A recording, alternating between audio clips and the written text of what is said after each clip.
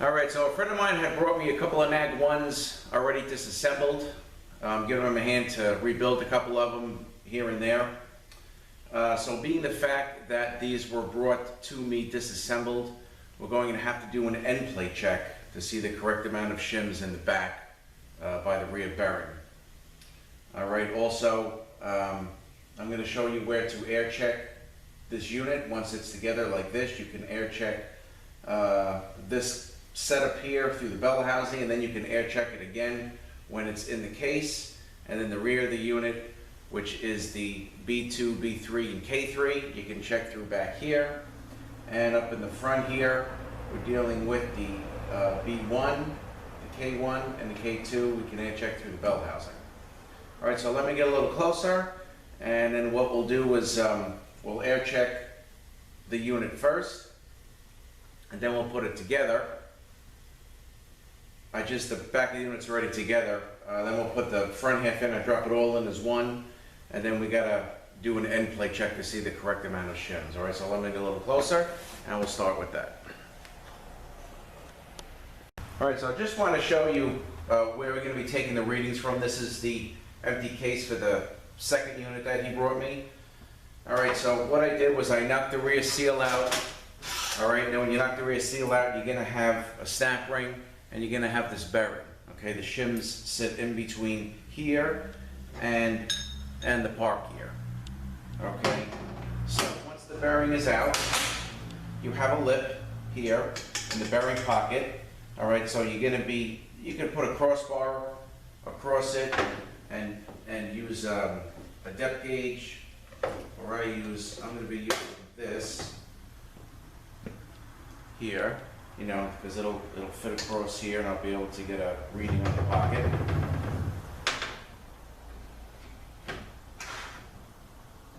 So you take a reading down here at the bearing pocket once the unit is together, and then you take a reading here to the park gear. All right, and then you subtract the two, and that is the amount of shims that you use. You know, whatever it could be, 20 thousandths, 30, 40 thousandths. You can also do it in millimeters if you want to work in millimeters. All right, so let me just get set up. Again, we'll air check. I'll show you where to air check this unit, and then we'll put it together and continue with the end plate check. Okay, so starting with this one here, you have the B2, you have the K3, and you have the B3. Those are the air check ports, and these bolts tighten to the torque is about 12 foot-pounds. Now with these are a little bit of elongated holes, so you know you want to use a rag and don't just stick your air gun right at the top here. You know, try to get it down a little bit to get the air into the clutch pack, so you see if you can get a decent air check. Okay, and as far as the case goes, you have your K1, this hole B1, and K2 for the clutches in the front of the unit. All right, so now let's I'll show you where they are at the bell housing, and we'll actually air check the unit, the top of the unit, and then we'll put it together and we'll air check down here. All right, so let me just pull this bell housing up here.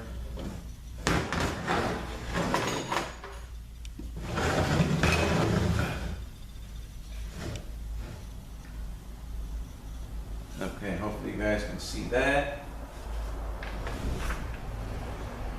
All right, so here, you know, let me see if I can get a little closer up on here. Give me 1 second. Okay, so here we have the K1, you have the B1, and you have the K2 through here. Now, there's a little grease on the rings, so when you apply the K1, you know, rings may have to expand a little bit before the clutch may apply. So sometimes you can even put some oil in here in the circuit, which would help it. Sometimes I do that if I'm not getting a decent air check. I got to get the rings to expand. All right, so those are the air checks for that. So let me just back it up. We'll air check this here. We'll put it together. We'll do an end plate check. I'll be right back. Okay. Here we go with the K1. Nice solid air check. The D1 and the K2. Sounds pretty good.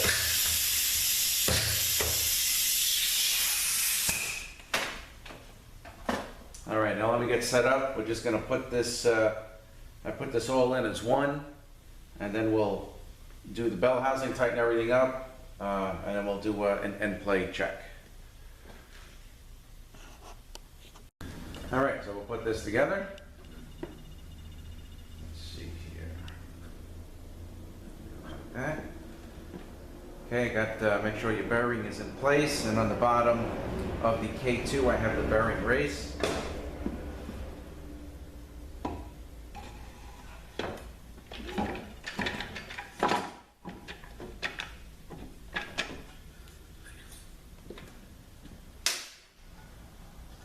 Okay. All right. That looks good. All right, so let me just get all these bolts in, tighten, and then I'm going to flip this trans over, and we'll do the end plate check. All right, so just give me a couple of minutes on that, and I'll be right back.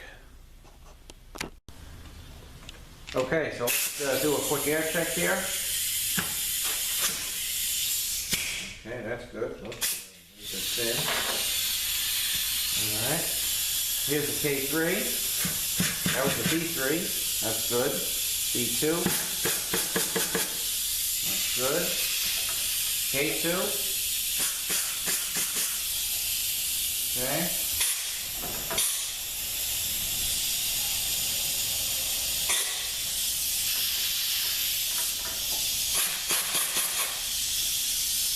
That's the K1 and the B1. Okay. So that all sounds okay. Sounds pretty solid. All right, let me just blow the some of the wind. All right, so I'm going to flip this thing up. Just let me get set up for that, and then we'll do our end play check and finish up the video. All right, so I'll be back in a moment. Okay, so I am at 0.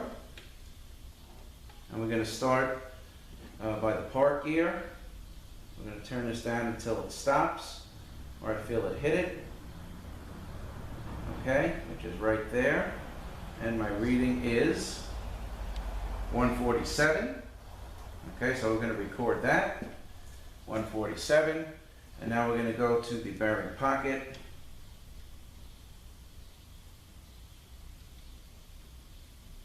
Okay, which is right there, and that reading is 117. All right, so we got 147 and we got 117. Subtract the two, we're looking at 30 thousandths. So we got to do a 30,000 shim. All right, I found 4 shims in the pile of bolts that he brought to me. So we got to just get my mic out and see if we can put maybe 2 together to equal the 30 thousandths. Then we put the bearing back in, put the snap ring in, and put the rear seal in. And he didn't give me any piece for this, so I guess he's going to put that in. So that's how you go about checking the end plate. If you have, you know, you can even use, I know some people that, you know, would use the caliper, maybe put a crossbar across this and take the depth. You know, whatever you may have to check that. All right, so let me just switch angles, and we're going to figure out what shims we got here, and we got to get that to equal 30,000. So I'll be right back. All right, so we got a shim here. All right, we got 20,000 shim here, and we actually have a 10,000 shim here. So this is perfect. These two are a little thicker. All right, so I got exactly 30 thousandths right on the mark. And this is what we're going to be putting back there, and then we're going to be putting our bearing in. All right, so let me...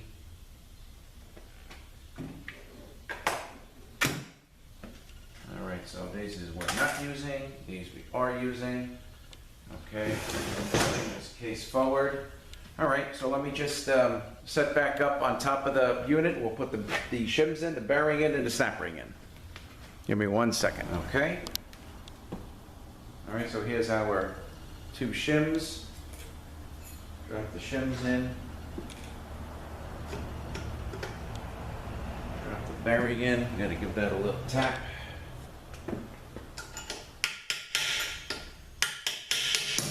Okay, good. And then we'll get our snap ring pliers. All right, here is the snap ring. Put our snap ring in. And that's it. Okay, so this is Nag1 7226 end plate check on these units.